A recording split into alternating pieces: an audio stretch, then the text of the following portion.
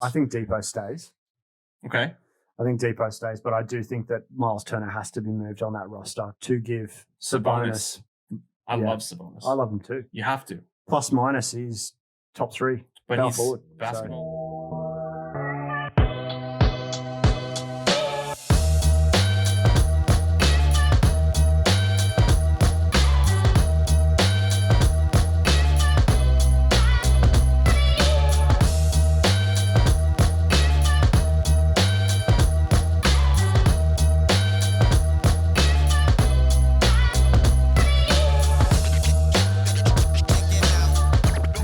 We'll talk about the Indiana Pacers a little bit. We'll just go light on them. They didn't do anything.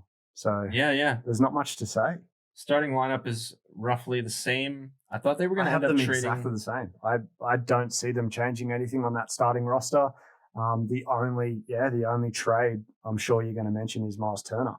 I thought he was gone. I thought he was too. At some point. There's still time. Yeah. But I thought he was gone, probably in a deal with Oladipo.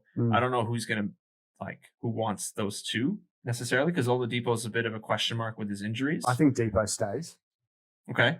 I think Depot stays, but I do think that Myles Turner has to be moved on that roster to give Sabonis. I love Sabonis. I love him too. You have to. Plus minus, he's top 3. But he's forward. Basketball IQ again. He's incredible. What is it about the blood? Arvydas Sabonis' father, No a legendary European and NBA player. No idea. It's incredible. It's unbelievable. Yeah. He's so crafty, and that's one that OKC probably wish they could have back. He's a really good player. He's a really, really good player. So he's the way forward for the Pacers, and Malcolm Brogdon coming in. Also, that's a really good contract. It's starting to look like a really nice He blew me addition. away, to be honest. I knew he was a good player. He won Rookie of the Year in a really weak Rookie of the Year season. Yeah. But he's worth the money. Yeah. He's about a $20 million a year guy and ran the point very well for them. Yep. Obviously, Oladipo was missing. You'd like to see them develop some backcourt chemistry. Yep. See if that works together. I don't see why it can't. I don't see Brogdon's one of the brightest minds in the league, not even basketball wise, but as an activist. It's just a star. He's a workhorse too. He's constantly either in the gym doing stuff for the community, in the video room. He works hard at his craft, and you got to respect guys like that. Absolutely, they're tough to find. Brogdon doesn't stop. Yeah, no. I can see them kind of finishing in the same spot as last year. I don't have them low end of the playoffs. I can see them 6 to 10. I have them at 7. They didn't really move the needle, but I think they have pieces that are going to improve. I really like Jrue Holiday. I think he's a keeper on that team. He's got a high potential, perhaps to be as good as Jrue, although that's asking a lot out of Jrue Holiday. Okay. But he has the talent. He had some really big games for them last season, and I think they should keep him around. He's really shown flashes. He's been flashing. He hasn't developed that consistency just yet. That's true. He's got those flashes there. He's young. TJ Warren, everyone might have heard about from the bubble. He dropped 53 on Philly. Which TJ are we going to see? Yeah, good question. We'll either see... We're going to see MVP quality TJ. Whoa. 50 points a night. 50 points a night. TJ, Wilt Chamberlain, Warren. Yeah. No, I don't think he'll be... he's a great scorer and a good defensive player. I love the little beef that he has with Jimmy Butler. I think that's fun TV. I was just about to say that was his wake-up call, where it's maybe I'm not as good as that one game, because Butler just sent him right back to the TJ we all know. And he went from TJ Warren to TJ McConnell real fast. Yeah, he did. No offense to TJ McConnell. TJ, this is an interesting fact. Every TJ that has ever played in the NBA, there have only ever been 3 TJs in the NBA, and they have all played for Indiana. Wow. TJ Leaf, TJ McConnell, and TJ Warren. Yeah. Didn't know that they were the only ones. They are the only TJs ever in the NBA. So there you go. Larry Bird loves a TJ when he loves sees it. Loves a TJ. Yeah. So any TJs coming out of college, just put your money on them to go to the Pacers. Because, you'll be there. Yeah, they're taking them. it'll be the coaching debut for Nate Bjorken, and I apologize if I am butchering that surname.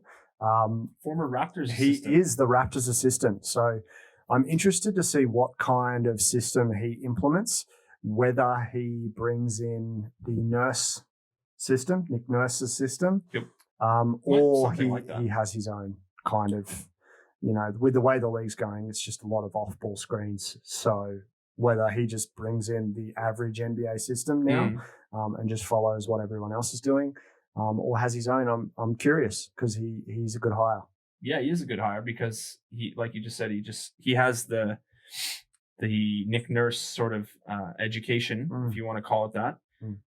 They're both actually from Iowa, so that gives me reason to believe they both have the same basketball ideals. Maybe I'm jumping to a conclusion. I think you do take a lot from where you're from, especially basketball, where different cities have their kind of the things that they're known for. Right. You go out to New York and it's all handles. Triple drive. Yeah. Yeah, it's all handles. Can't shoot. Yeah. Well, no, I'm not going to go that far. Can't shoot if you're from New York. It's just impossible. That's Mac. That's not me. I'm going to come to New York and someone's going to light me up with like 40 footers. And I'm going to be at Rucker Park with my head in my hands like this. Yeah. Why did I say that on the podcast? I can't wait until, we start having to show what we can do on the court. That's going to be really funny. That's where the content is really going to take off. It will. And not in a good way. I'm not, please. Take off into the toilet. Please don't take this as a challenge. We're not challenging anyone to any kind of basketball. But for real, the Indiana Pacers haven't done anything this offseason aside from change coaches. There's been no real additions. There's been no subtractions. Shoulder shrug type of offseason. It's just rinse and repeat, really. Yeah. Oh, one thing I did want to mention about them. I love what they did. This is a great thing to take note of. Yeah. They signed Nate McMillan, the former head coach, to an extension, and then they fired him. Within a week later. Within a couple months at most. No, it wasn't even that. They re-signed him just before they played the Heat. I think it was in the offseason, wasn't it? But we're not very good with timelines. Yeah. But they did that. It was hilarious because Nate McMillan got his money, and all the Pacers fans, at least from what I saw on Reddit, they were crying about it because McMillan's a bit of a middle of the road coach. Yeah. Good mind, but he doesn't really move the needle for you. Yeah. And then they just were like, nah, you sucked in the bubble. Get rid of him. Yeah. So that was funny. Yeah. That is really funny. He'll probably get picked up as an assistant because he's a good coach. But that's almost as good as the Raptors. Oh. The year that Casey almost won Coach of the Year. Yeah, almost as bad as that. I mean, LeBron owns you. Yeah. Okay. Sorry. There's the door. See you later. There's the door. That was a rough one. That was real rough. But yeah, that's it is pretty funny. And then they had to pay him what they owed him, whatever the money was. So that's Indiana Pacers management at its best. Former players managing basketball teams as usual. It's going really well. Well, actually, just to push back on that point. Okay. Did you know Larry Bird is the only, I would say, NBA human, that's won the NBA's MVP award, the Coach of the Year award, and the Executive of the Year award. Oh, wow. Larry Legend. Wow. Beast. Okay. He's not the GM. He's the president of basketball operations. Yeah. He runs stuff essentially, but the GM, I think, is Kevin Pritchard. Don't understand. Oh, there you go. He's an assistant with the Atlanta Hawks now. Nate McMillan, that is. Yeah. Nate McMillan is an assistant coach with the Atlanta Hawks. Thank you for clearing that up. I just sidetracked out of nowhere. You just brought that up, and no one can see your screen, Macca, except me. But yeah, he is a good pickup for Atlanta because he is not a bad coach. So it's a good pickup. But yeah, there's a lot of worse coaches in the league than definitely Nate McMillan.